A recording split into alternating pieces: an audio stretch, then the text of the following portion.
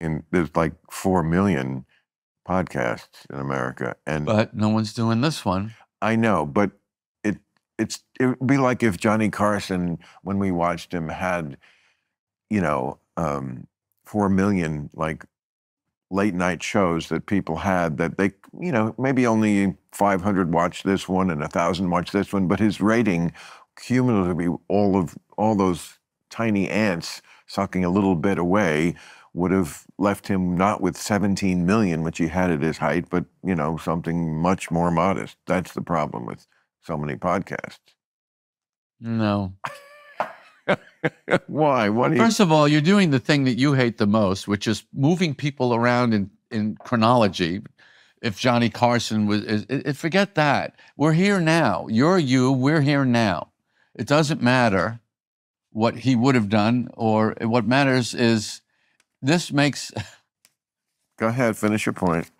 Oh my God, what year is that? 1979. Oh.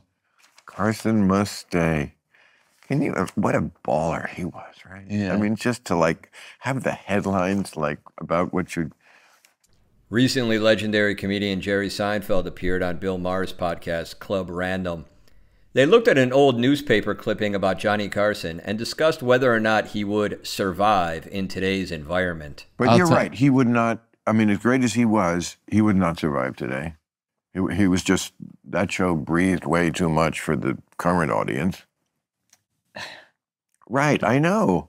Yes, Who cares? The world wouldn't make him today. Seinfeld appears to be dismissive of Maher's reminiscing, essentially telling him to get with the times. But moments later, Seinfeld does some reminiscing of his own, wistfully discussing the old television host, Larry King. When you would go on Larry King, that was always so great. Yeah, I love that. This is CNN. How long? 9 years, 180 episodes. You gave it up, right? I did, sir. They didn't cancel you. You canceled them. You're not aware of this? No, I'm asking you. You think I got canceled? Are you under the impression that I got canceled? Have I hurt you, Jerry? I thought that was pretty well documented. Is this still CNN? This is CNN. Most shows go down a little. Most people do also. But, yeah, no, I went off the air. I was the #1 show on television, Larry. Do you know who I am? Jewish guy, Brooklyn. Yes. Okay. 75 million viewers last episode. Boy, you don't take it so bad. Well, that's the big difference between being canceled and being #1. Okay, I'm sorry. We'll be right back. Jeez. B-movie opens. B-movie opens. Can we get a resume in here for me? B-movie opens tomorrow. Hey, we'll be right back. Now we know Seinfeld's opinion of the great Larry King, but what's his opinion of Joe Rogan? Take a listen and decide for yourself. It was great. That show, don't you think there's a hole for that show? I think it's Joe Rogan. Joe Rogan? Seems reasonable. He's certainly successful. Let's see how Seinfeld reacts. I think what? You just put your hands up like... What I'm getting at is what I thought special about that show was that it was 9 o'clock. You can't watch Joe Rogan at 9 o'clock? You watch him at any time you want.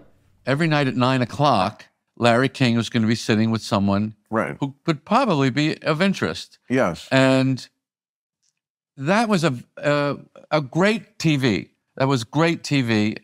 The set I thought I loved the multicolored dots, the blackness. Not like he was the greatest interview in the world, but he was good. Well, that's why I compared him to Joe Rogan, because they're both minimalists. Both of them do zero research by their own admission. Right. Dismissive laugh. One thing the Seinfeld is willing to concede is that Joe Rogan does, quote, zero research. I think Joe would say the same thing Larry said. I want to be the audience. I want to be the guy who knows nothing about you. I know, but he's on for 3.5 hours. Well, you don't have to watch the whole thing. Larry King is, it's on at 9. You're wandering around the house.